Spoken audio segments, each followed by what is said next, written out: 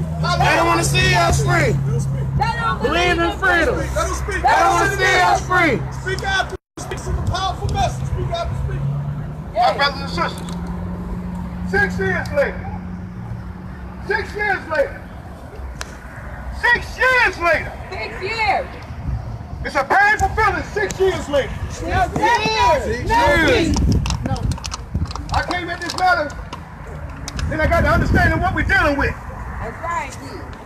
You know, I got that soul and learn to understand that we're not fighting against flesh and blood, that's right, but evil principalities. True. But still today, still we can't march on this ground of blood. Yes. I've been calling the ground of blood since day one. Yes. But still today, our kids walk on this ground of blood. Yes.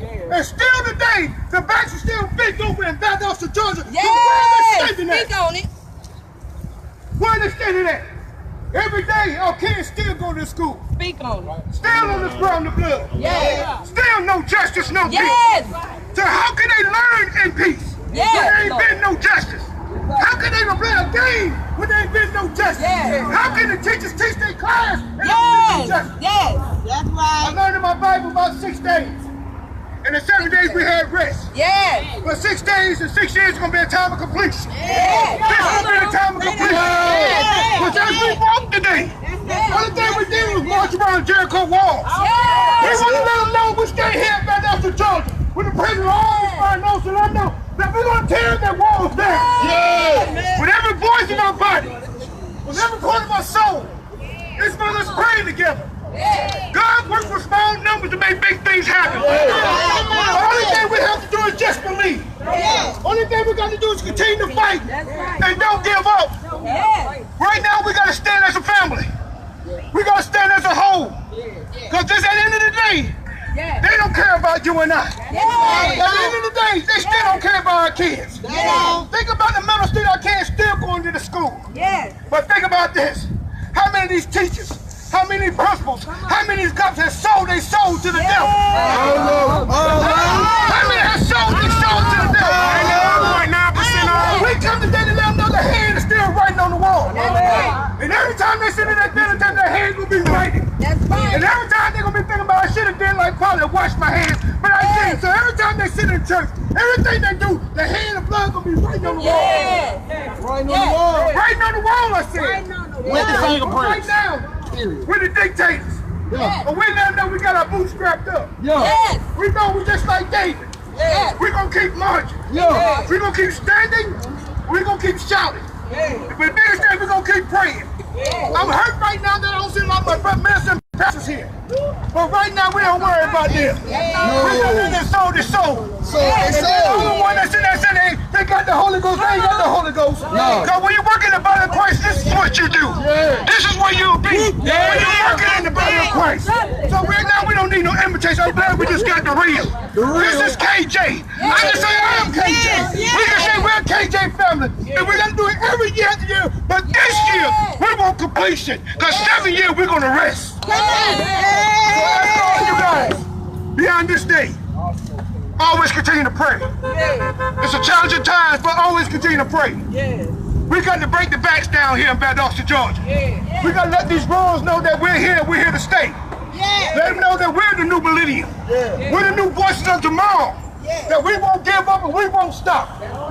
Even though they got all the proof in the world, still they won't come out and tell the truth. Even though they got all the proof in the world, they still won't come out and say the truth. But all the citizens right here, vote for all these senators and representatives, the representatives, but they're not representing us. Because if they was, they'd be making a change down here.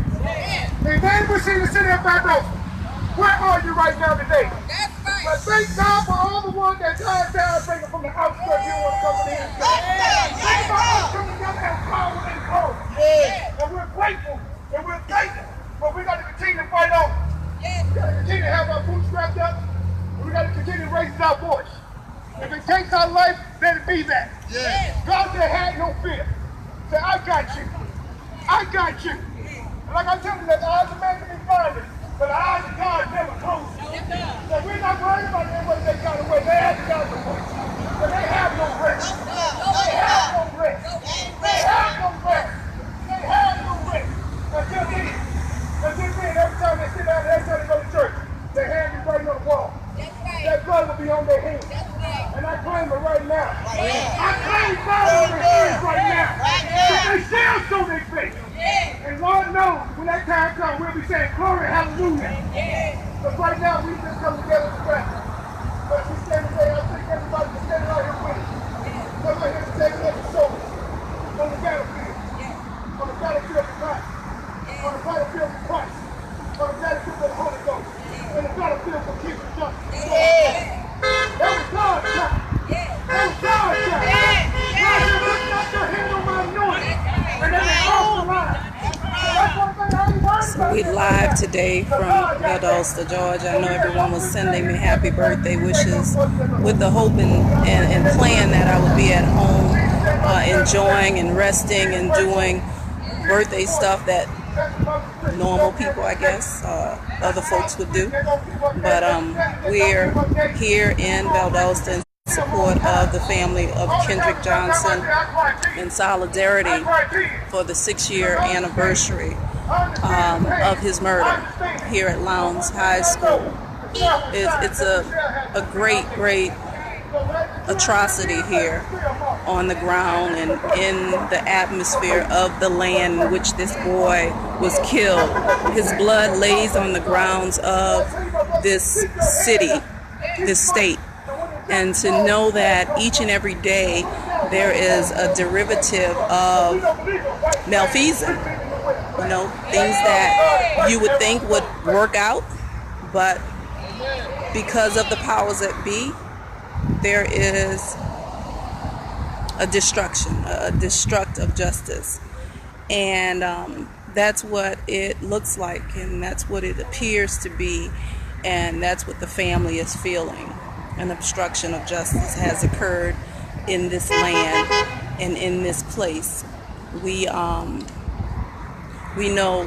that this has been a long road for the family, so it's only necessary that we come together and support one another as families united in justice. Is what we do. This is what we do as families fighting for the justice of our loved ones, because as you all know, dead children still have voices, and we are those voices for our deceased and dead children. We didn't ask for any of this. We didn't ask for any of this, but it found us. It found us, and it undoubtedly will find many others. Many others I know will experience the same, and we just hope that awakening happens prior to the destruction of your perhaps loved one, child, husband, wife's family member. That's what we're hoping, and that's why we're out here hoping that we raise awareness that this thing we call injustice and racism is still alive and well. Alive and well. And where justice would come for some, not for us.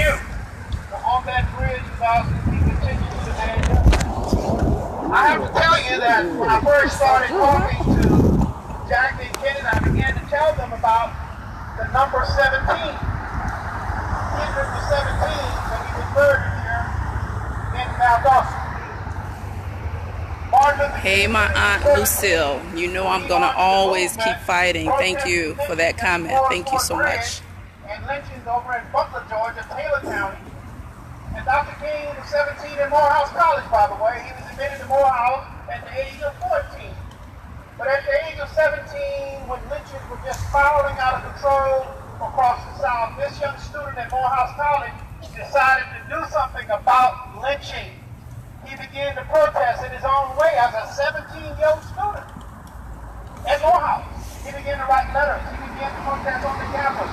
He began to talk to ministers. He began to write to the President of the United States, members of Congress, law enforcement, the media, and his letters. I'd send you a video, and of course, you know, it's obvious to see that law enforcement is behind me, and I don't know what harm I could do in videoing, but this is what Valdosta looks like.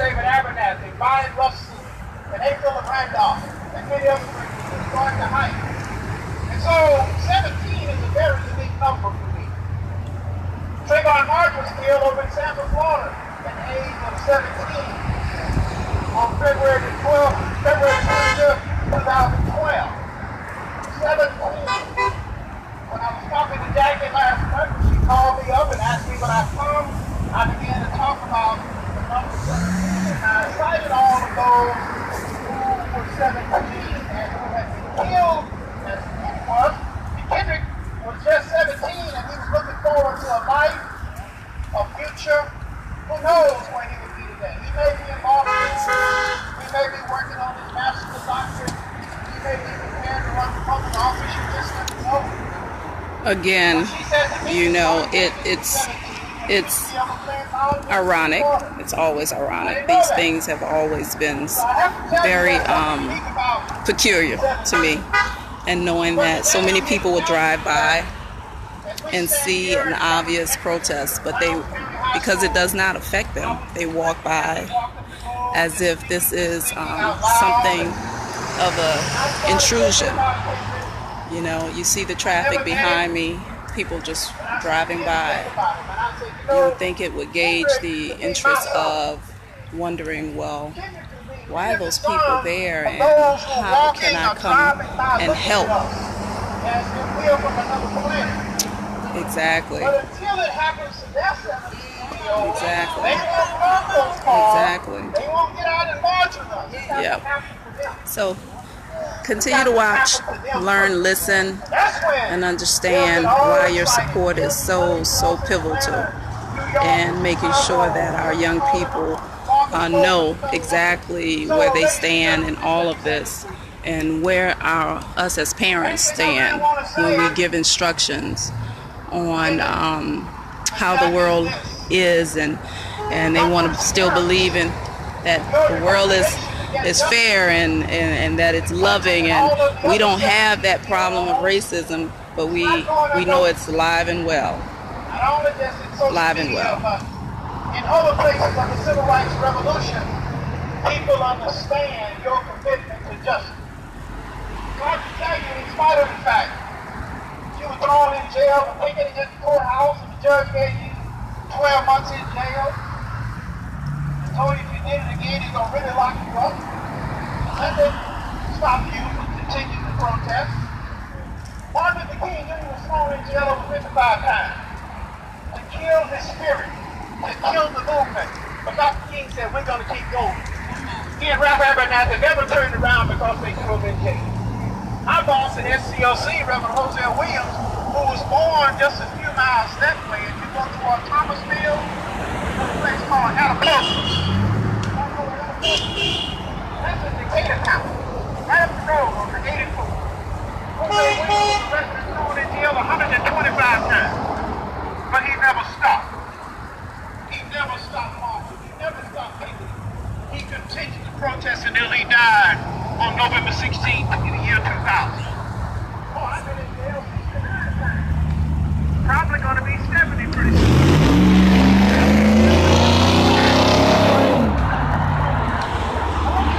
That's the level of ignorance we deal with every day.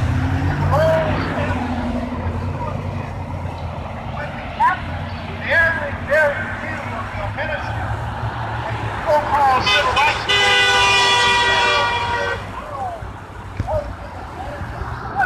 all around the country.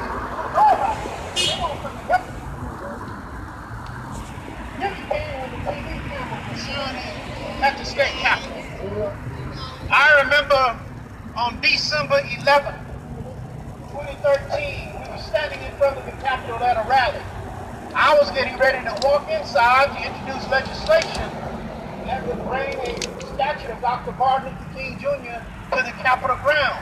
And it's finally there. And as I'm standing there waiting to speak at your rally, I think Benjamin Crump and C.D. King and many, I know Marcus was there, Joe Beasley was there, a whole lot of these. Martin Luther King III walked up to me as I was standing at the Capitol steps, getting ready to go in and pre-file legislation.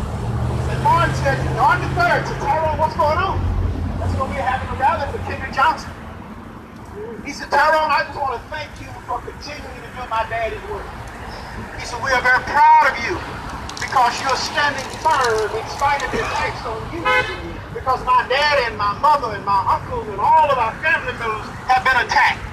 I said, Martin, I'm going inside to introduce this legislation. I said, but the real tribute to your daddy won't be the statute if it ever comes, because I didn't think it was going to happen. I served 35 years under that gold dome, but I didn't believe it was going to happen on my watch, but it did. And so Martin said to me, he said, Tyrone, you know the real testimony to my daddy's work. But I just think this is so goddamn disrespectful. Y'all letting all these people pass through here while we doing a rally. If this would have been a Klan rally, y'all would make the black people go back that way when you got all those people to make those people disappear.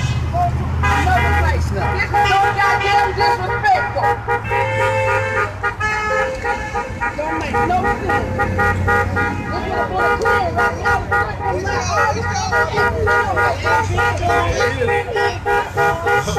Whoop, there it is. Let me just finish my comments.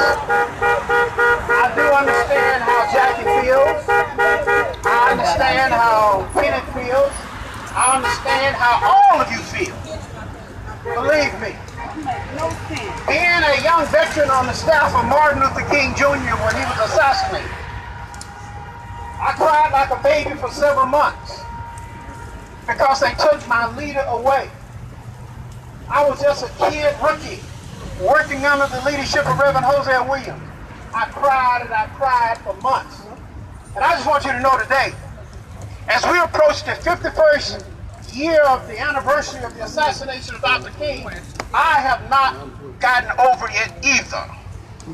So you have to tolerate Jackie and Kenny and all of the frustration and hurt feelings and anger that comes out of this family because they are still suffering because they have not received justice.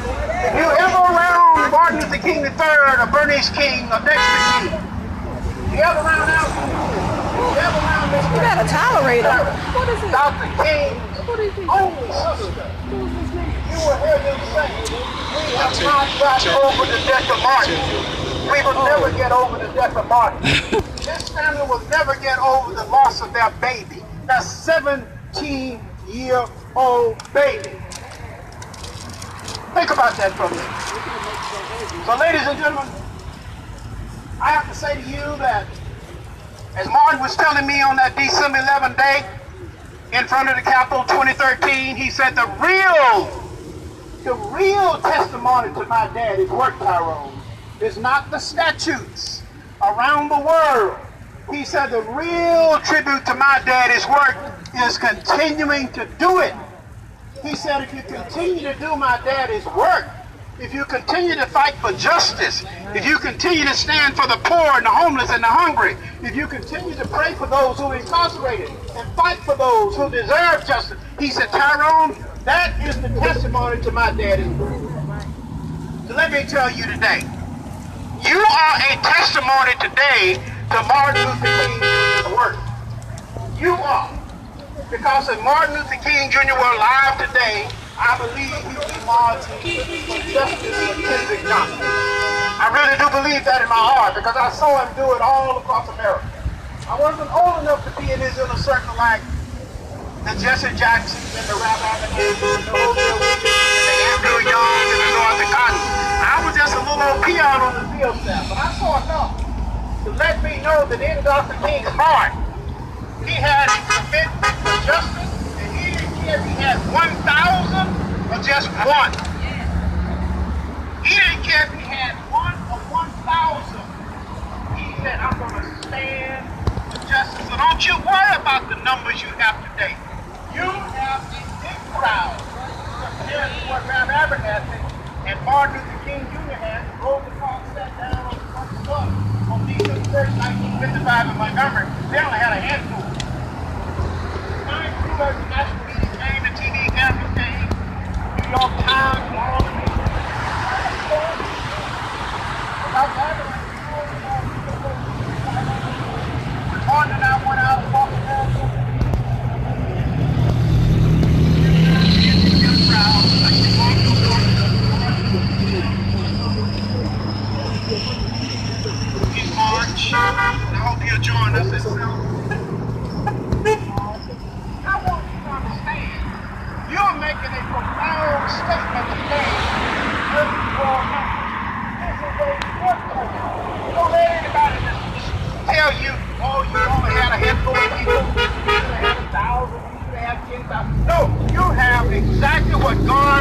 us to have today. Don't you go back home tonight and somebody call, well, y'all, I saw y'all walking. You tell them, we had more than you had. How many did you have today? You had a great turnout. This is a great turnout. I want to thank Marcus Coleman for sticking with you and hanging with you, hanging in there and fighting for you. I want to thank him. But I want to thank all of you who work every day, who call people every day, who do your posting on social media every day, who do your emails and your phone calls, all the things you do. You know what you're doing. Keep doing it. Don't stop. And no matter what they say about you, just remember this. Before your enemies can destroy you, they first must make you angry. Don't ever let them trick you into making you angry. Because once they trick you into making you angry, that's when you begin to do things that won't be complimentary of Kendrick and the movement. That's what we were taught in the movement. We were taught that as teenagers. Don't let your enemies frustrate you. Don't let them make you angry, whether it's a preacher, or a teacher, or a law enforcement officer, or a journalist. Don't let anybody make you angry, because once they make you angry, they got you. That's the trick. That's the trick of the trade. So I want to thank you, Jackie, for calling me. 1st of December, I got the call. I just come in from Virginia on a tour in North Carolina and South Carolina, and I was trying to get dressed to get downtown and start working on the 16th annual march on the Mooresford Bridge, April 6th. By the way, you're invited to come back to Monroe. Bring your sign, put your sign right up front as we march on the Mooresford Bridge for the 16th annual march. And you can speak on the bridge. Syracuse University will be with us. Janice McDonald, a friend of McDonald, told me to tell you, Jackie, hello. I talked to Janice McDonald yesterday. She said, Tyrone, please tell Mrs. Johnson. I said, hello, and I'll see her hopefully in Monroe on April 6th. We start at 11 a.m. The final thing I have to say to you is this. I'm through. The Mooresford Bridge case that I so proudly wear every day, we have solved it. And this comes back to Kendrick. We have solved it. Here's how we solved it. We took a tip from the GBI after Governor Roy Barnes ordered the case to be opened while he was governor. Director of the GBI was Buddy Nix, and the first thing he said to me was, Representative Brooks, thank you for going to the governor and asking him to reopen his case, but I must tell you that those 5 black folks would never have been lynched on the Mooresford Bridge on July 25th, 1946, were it not for law enforcement. This is from the GBI director. And I thought about that for a minute. I looked at Governor Barnes and I said, Roy, that means that you probably will never see anybody arrested or prosecuted. And what I'm really here to tell you is this. We have solved the case by going through all of the files and the grand jury testimony and the GBI and the FBI files and interviewing probably over 200 witnesses, people who live today who were down the bridge. They're up in the 80s now. They're in the 80s and 90s, approaching 100, some of them. But their memories are still good. We have testimony of those who passed away. But I want you all to know this, particularly Kenneth and Jackie. Don't you be surprised that when the real story is told, when the real truth is divulged, as we go forward with this movement, don't you be surprised if someone says, you know, there was a hand of law enforcement in the death of your baby. Yeah, right. We learned that around Martin Luther King. We learned that around Martin Luther King Jr. The J. Edgar Hoover, the director of the FBI, orchestrated the assassination of Martin Luther King Jr. Fred Hampton and Mark Clark, Black Panthers, 22, 23-year-old sleeping in their beds in Chicago. The FBI comes and shooting their apartment in Yearboat in 1969. The assassination of Malcolm X. All around, that's right, COINTELPRO, all around the country. Black Panthers, Student Nonviolent Coordinating Committee, the Congress of Racial Equality, all of the leadership have been affected by law enforcement. So I just wanted to say that to you all, and I don't want to talk too long. I just want to thank you for inviting me to come down to be with you. And anytime you invite me, I will come. I will come. I told Kenneth that while ago before we left the park. Kenneth, I will come anytime you are back at home. And I want to thank Brother George Ryan, who always is documenting our history. He's always filmed. He's in Monroe. He's followed us all over the state. He's always trying to document our history and posting it up on his website, on YouTube, and other social media. That's all I want to say. I just want you to stay strong and never give in, never give out, and never give up. Thank you very much, and God bless you. Let's stay strong for Kendrick. Let's stay strong for Kendrick. Thank you very much. Thank you. Thank you.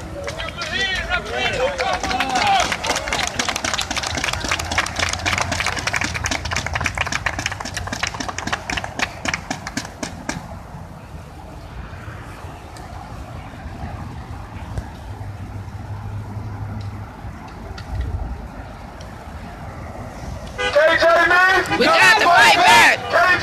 We got to fight back. We got to fight back. Fight back. Fight back. Fight back. Repeat after me.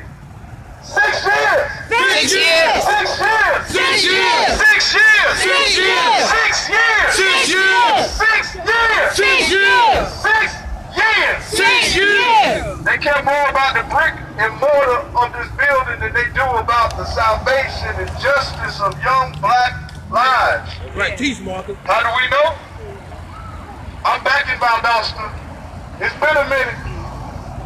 We asked my girl Marley, who came down here from Atlanta, wanted to ask the officers if they could block this entrance and exit.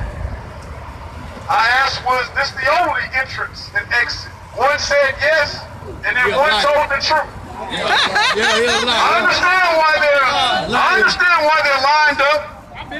I understand it's for the safety of us. No, it's for the safety of us. No, that's what they'll tell you.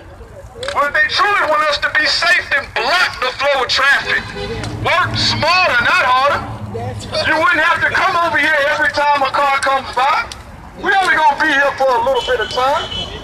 Teach, Marcus. And to some of you law enforcement officers, you know the deal here in Valdosta. What I do?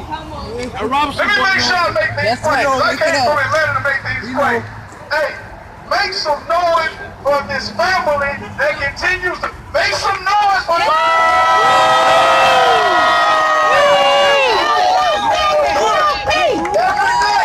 Every time I say 6 years, throw it back. 6 years! 6 years! I want to make sure that we put things in proper perspective. Right, right. KJ's body found rolled up in this mat. See, we can't get tired of telling the story. Yeah, teach, Marcus. Come on now. Teach, bro. Because it's ridiculous in its nature. Talk to me. Yes. And the brother that's standing over there put his head down when I looked at him because he knows it's ridiculous. They want you to believe that Kendrick scored tennis shoes up under rolled up wrestling mats. Yes, right. Inside of being not the renovated gymnasium. Because y'all do know they renovated the Yep. They said that this boy went head first off the bleachers into the mat, got stuck, and died. Did you ever see Mr. Johnson have in the mat where his shoulders couldn't fit? You can't fit square pegs in round holes. Come on, teach, Marcus. Well, I'm just teaching because we way past that. Right? Way past that. Go ahead. You're schooling them. You're schooling them. When the EMTs came to get Kendrick's body, they were the first ones to discover the truth. Teach, Marcus. Even after the coroner was 5 hours or some odd later, my minutes might be off because it's been a minute dealing with this ridiculous foolishness. The EMTs noticed that Kendrick had a bruise around his main artery in his neck. They want nothing to do with it. I said that one more time. They noticed a bruise around the main artery in his neck. Then they did the autopsy. They came out with positional asphyxiation. The brother behind me, you a couple of years my senior, you know that don't make no sense. How many officers behind me? Positional asphyxiation. So what did the family do? They went through the heart-wrenching process of exhuming their loved one's remains. There's a little bit of change, and you can get your loved one's remains exhumed. But this city tried to prevent the exhuming of his body. Tissue. Oh, yeah. Ralph, you said teach for a minute, right? Go ahead, teach, Come bro. on. Talk to me. They dug the truth out the earth that day. Come on. The second autopsy, blunt force trauma. Why is that so important other than the obvious contradiction of the first? Because it supported the original EMT's report when they picked up his body. Go ahead, teach, brother. Not to mention that images of Kendrick have been leaked all on the media. Not to mention that Jones County Sheriff's Department video of finding Kendrick's body was leaked onto the internet. How is police property leaked onto the internet? This family had to watch the video of their child falling out of the mat. Second autopsy, blunt force trauma. And since I haven't been here in a while, I understand that Kendrick his soul and spirit can't even rest because they had to exhume the body again. Wait a minute, I want y'all to understand. Wait. You don't mind if I grab it, right? They had to exhume the body for a second time. Take it out of the coffin, out of the tomb, lay it onto the medical examiner's table. Can you imagine? I'm being graphic because I'm close to this family. Can you imagine the shape, the decomposition that's taking place? And I'm not saying that just to be graphic, officers. I'm saying that because the third autopsy, they were still able to determine he died of blunt force trauma. Say it with me. Blunt force trauma. Blunt force trauma.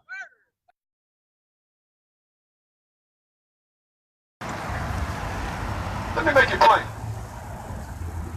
Because see, some folks feel because the investigation, which bypassed being Sheriff Prime, I love that clip from CNN when they bust in on Sheriff Prime and he thought he was just getting ready to get a personal platform until they found out they were there to talk about Kendrick and what he say, I ain't got nothing else to tell you. Get out of here. Go. Get out of here. Reporter said, why not, sir? You invited me. Hey, did you hear me now? You wanted to say, did you hear me now? Nigga, get out my house. Oh, this just make it plain. Come on, I've been down here before. All right. Sheriff Prime didn't seem like one that was friendly At all. to people of color. We've had too many officers in this city come to the Johnsons and not only lend their condolences, say they know something ain't right. That's right. But they still working for them. So let me continue to make it plain. Kendrick's case, for those who don't know, bypassed the sheriffs, bypassed the GBI, bypassed the FBI,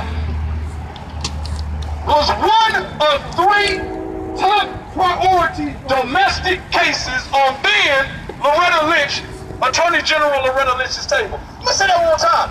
One of 3 of the top priorities, domestic. See, it's federal agents involved here. Yeah. You better say it. You better say it. You better say it. Because GBI was on this Federal list. agents involved. Yeah. And shouldn't have Anybody been. that knows the And feds, shouldn't have been. Brother Tyrone, I know them,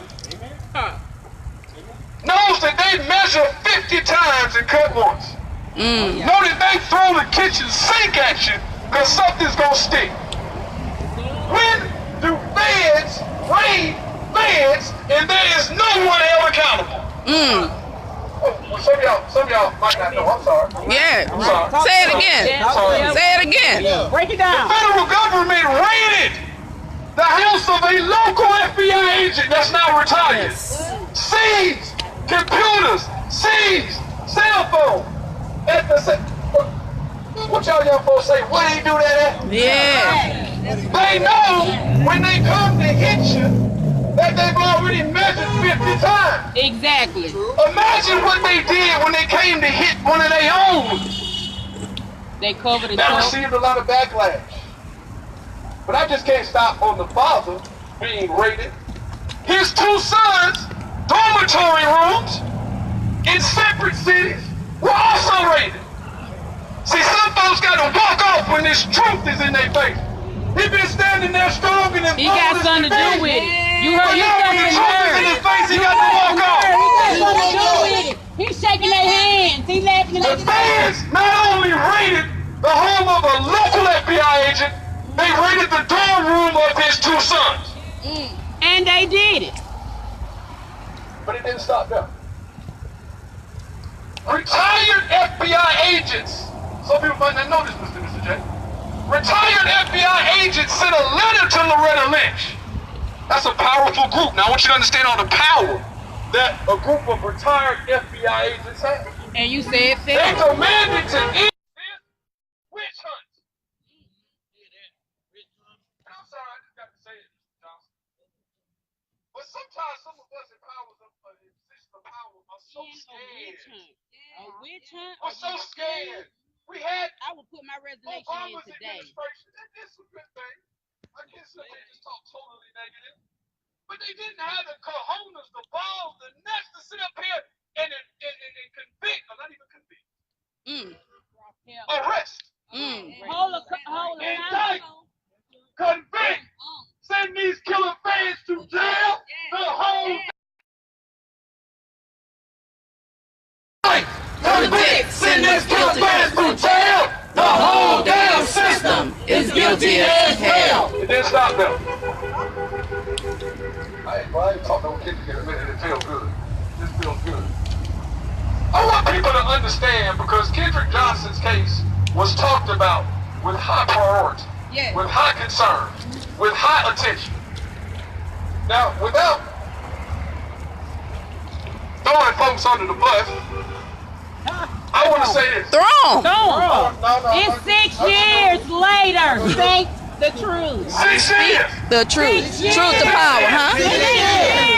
6 years. Johnson family started losing support publicly when they got a $300,000 ticket over their head to pay for attorney fees. I ain't gonna go real deep on this, but I will say this. People started questioning the authenticity of this family. Started questioning the motives and methods of this family. Well, I mean to tell you right now, that $300,000 over their head ain't got a damn thing to do with them. It ain't got a damn thing to do with them. See, when you get thrown into this situation as a family, you get pulled, you get tugged, you get promises from folks, and sometimes you get some letdown. Oh, yeah. So I want to make sure it's clear, because it's important to me, because folks was coming to me, Mr. J, saying, why they drop the case? What the lawsuit? Why they got this tag over their head? Distraction. It's due to the fault of others. Let me explain to you how the government turned or closed this case. There's something else important, officers. We appreciate y'all here for our safety. They getting paid. Mr. and Mrs. Johnson met with the U.S. Attorney out of the Northern District of Ohio. Right. They also met with the U.S. Attorney out of Georgia, the Middle District, I believe. They also met with the head of the Homicide Division out of the Department of Justice. How do I know this so much? Or how do I know it so well? Because I helped coordinate the meeting. And before the Johnsons went into that meeting, I got to tell it like it is. Talk to me. They told the Johnsons we would prefer to meet with you and you only. No Coleman and no Attorney King. Now how they gonna go in there without their attorney? Y'all suing them for y'all attorney fees. Head of Homicide out of the Department of Justice. 2 U.S. Attorney's offices in 2 separate states. No Coleman and no King. Now, if that is that hurt, No beating. where in the hell can they tell this family to come and meet with the leaders of the legal system of these yet-to-be United States of America without their counsel? Exactly. Y'all want them to pay for somebody else now. Wait a minute. I don't think y'all hear me. They met with these individuals without counsel present. And for that alone, at bare minimum, there is a request to sit down before this family with counsel and whoever else they want present. I believe somewhere in the law that's either unethical or illegal. Yes. Which one of you officers would walk in that room without your counsel representation? Not a one. Name. All right, yeah, y'all little ones, that's some improper English, you okay with it? Not a one. When you really want to make a point. Damn, it's been 6 years. 6 years. 6 years. 6 years. We don't just want to redo in that meeting. We also want the federal government to reopen this case. Yes. Oh, wait a minute. We just ain't doing it because we say please. We ain't asking. We're demanding. Yes.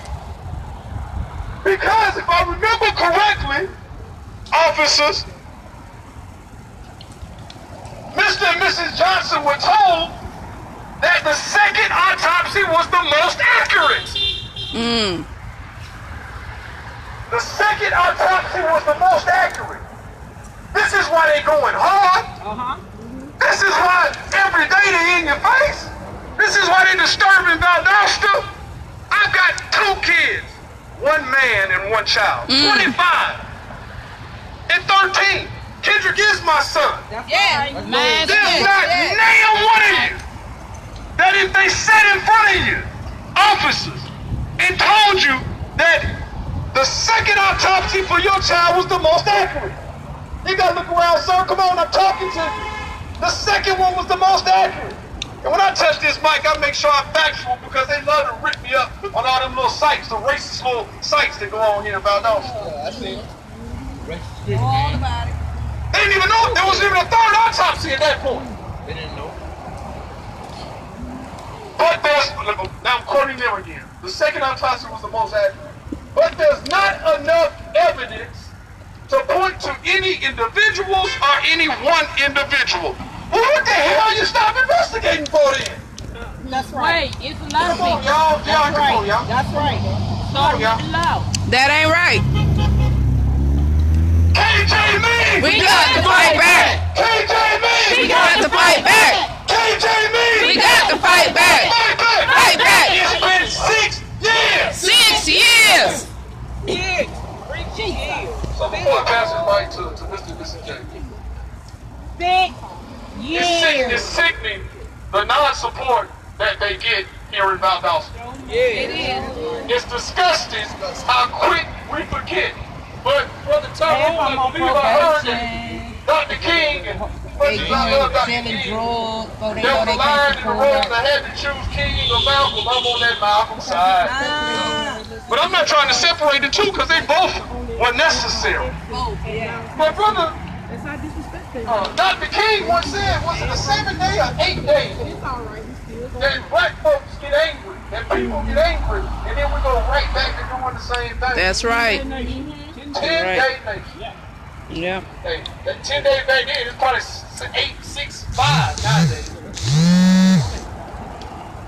So I'm glad to be back with the Johnson family. I love being able to speak truth to power. Maybe some of these officers didn't really know all the details in the investigation, Mr. and Mrs. J.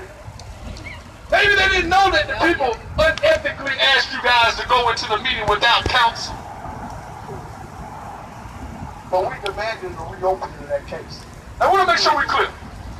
Because, Mr. J, you know, my grandfather used to take me fishing a lot. That's her second I know time. right now y'all have met with the new sheriff over at the sheriff's department. I know, or the police department. I know you met with the new chief. You know, that's good. You know, fishing. That's like some crappie or some little bass or something. I came down here to catch some of them feds, some of them DOJ members. Big fish. Some of them FBI agents. Some of that big game fishing. You know, you gotta be strapped into the boat because there's so much power that they got. Because you're fighting the fish and the water. Well, they've been fighting Lowndes County High School. They've been fighting the superintendent's office. They've been fighting the funeral home. They've been fighting the GBI, which is where the first autopsy was done. They've been fighting the FBI. Yeah. No, why? Because the GBI was on this campus that day. And members of the Department of Justice that spent almost a year Mike Callahan was one of them. snugged up to this family, hugging with this family, giving promises to this family. They also been fighting the Department of Justice as well. Ain't nothing wrong. So we want somebody with the balls and the kahunas to step up in this whole Make America Great Again nation.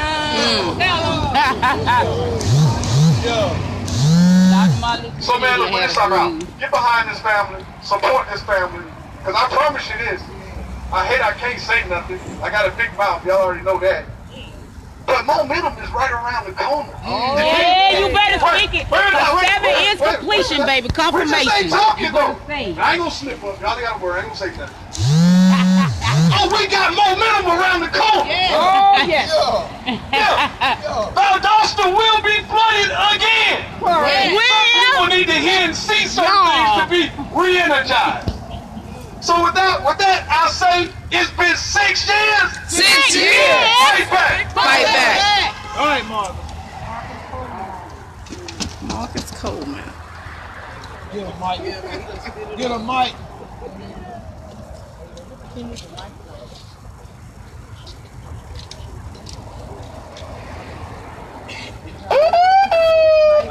That's right.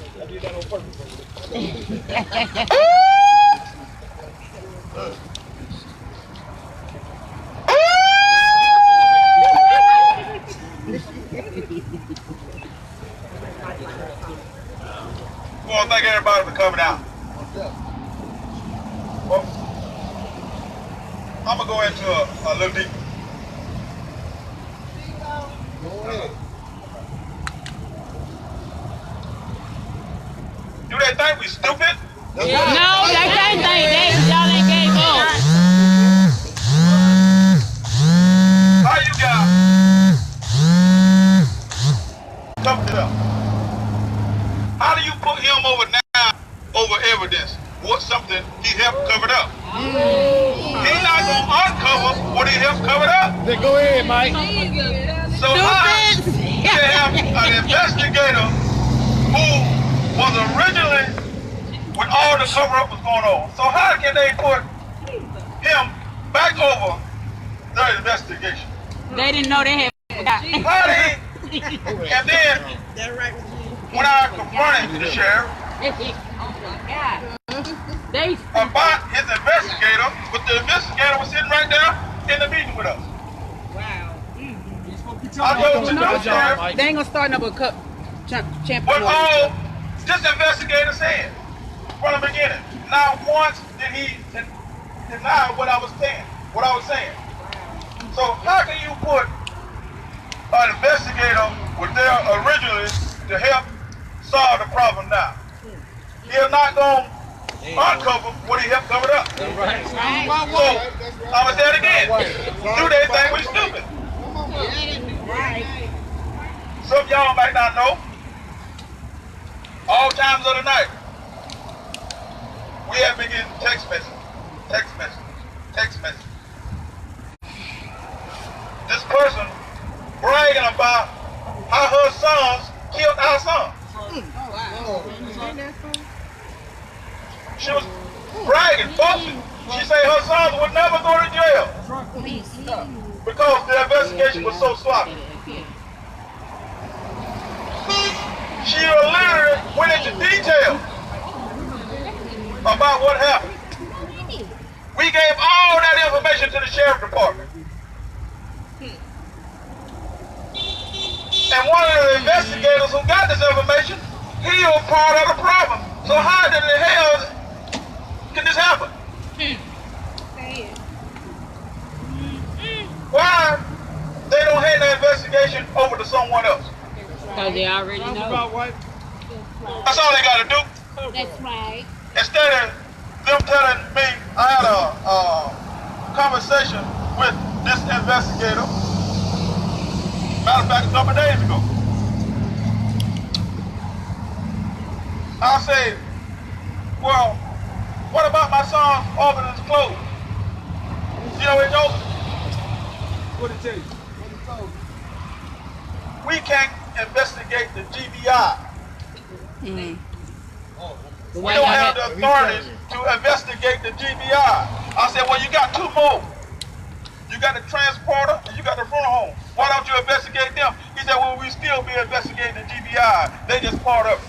Oh, so why the GBIs can't be investigated? And then he turned around and tell me, well, we know something happened to the office of Globe. We know something ain't right about that. Wait a minute, Mike, they didn't find the clothes yet? I ain't found the clothes yet. So, if you know that something happened to the organ and clothes, you know something's not at a right. If you can't investigate the GBI, pass the investigation over to somebody who can. Yeah, oh yeah. It's easy to do. But he told us to contact somebody. Then he gonna tell us.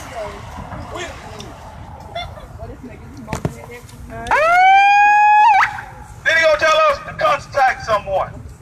And had the damn nerve to say, we'll give you all the information you need. We'll let you know who to contact. Go to hell. Give y'all the number to the post office. They don't even answer. We got all these text messages.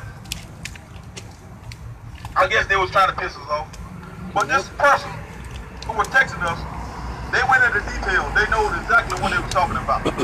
It wasn't somebody that didn't have no information just rattled off their mouth. They know exactly what they were talking about. They was hitting it right on their head. And they had the nerve to damn brag about their son will never go to jail because of the way the investigation was happening. First, we gave this information because we live in the city. We took the messages to the Valdosta Police Department. As I'm in the police department, this person started texting me. So I'm talking to an investigator in the city police department why they was texting me. I said, see, they still texting me. She seen the text message. What she say about it? And she said, they have the damn nerve. We texting you. She said, they going into detail. She said, I can't believe this. But we know they weren't going to do this. But we went, they gave that information, so they wouldn't do that. But they did just what we wanted them to do. Then, we got all the information up. We carried it to the sheriff's department. Gave it to them. We know they ain't going to do nothing with it. Because they are not going to uncover something they have covered up. They have tried all kind of tactics to scare us away. Like Mama said, they put a $300,000 tag over our head. They thought that was going to back us down. When that just geared us up a little more. Go ahead, Mike. Right. Everybody with kids, believe what's in your heart about your kids. No matter what someone try to tell you, no matter what the law enforcement come to tell you, you can't trust law enforcement. I learned it the hard way. My son went to this school. We was moving to Brunswick, Georgia, to start a new life. My son begged us to not to take him out of this school. I nearly had to fight with him. So one day he said, Daddy, y'all want to move? I guess I'll go. Boy, you got a trouble to go, but you keep going. But he loved this school so much. So much he cared about this school. But they didn't give a damn about him. They want your kids to run that ball, dribble that ball, run that track. That's all they want to do. But when all of them boys were so great at football, right now they don't give a damn about now one of them boys because they're not in school no more. No, you they don't give a damn about them kids no more. They don't have him on the team 4 years. We trying to get him out of high school. That school did not even have counseling for them kids out here. So didn't. The school went back to Sure did. The same damn day. If that was a white kid on that campus dead, nobody would have been able to get on the campus, and nobody would have been able to get on. And somebody was going to jail. I don't give a damn who was going. Somebody was going to jail. You better say that the wrong person would have went to jail. The wrong person would have went to jail. So, don't let these people make you think they care. Because they don't. Don't you see? We are having a rally. They know we were having a rally. They had it blocked off, but they still let traffic come through. They don't. How you protecting us? How you protecting our well-being when you let traffic come through where we at? Teach, Mike. But how about Oscar guide us and then Lance out here, like the county out here? Why the sheriff department? The only thing they're looking at all them black and brown boys. I'll be glad when he gets inside. I'm carrying his ass to jail. That's all they care about. Taking your black ass to jail. Don't never get it twisted. My daughter, they don't believe in freedom. Deanna. They don't want to see us free. Was into a little raid. One of the raids, they came out to the parking complex to get Deanna. Deanna had a parking. Deanna had some speeding tickets. And she was on probation for speeding tickets. By law, once you pay them tickets off, the probation is dead. That's right. I wouldn't give a damn what happened. Once you pay them tickets off, the probation is dead. So they carried my daughter to jail for instruction with her. Yeah. And so I told Jack, I said, Jack, Deanna went to jail. I said, these SOBs gonna try to lock her up. I said, let me go down here and just make sure all these tickets are paid. We had the tickets, I paid the tickets, paid in full. Once I paid them tickets, the probation is dead. All right. 2 weeks later, they came up with a warrant. I showed the officer. I said, man, these tickets been paid off 2 weeks ago. I said, been paid off 2 weeks ago. The warrant was dated 2 weeks after I had paid the tickets off. What dang? And he said, just go in their house and tell Kia to come out. I said, I ain't telling Kia a damn thing. He said, well, we're going to take you to jail and your son to jail for obstruction.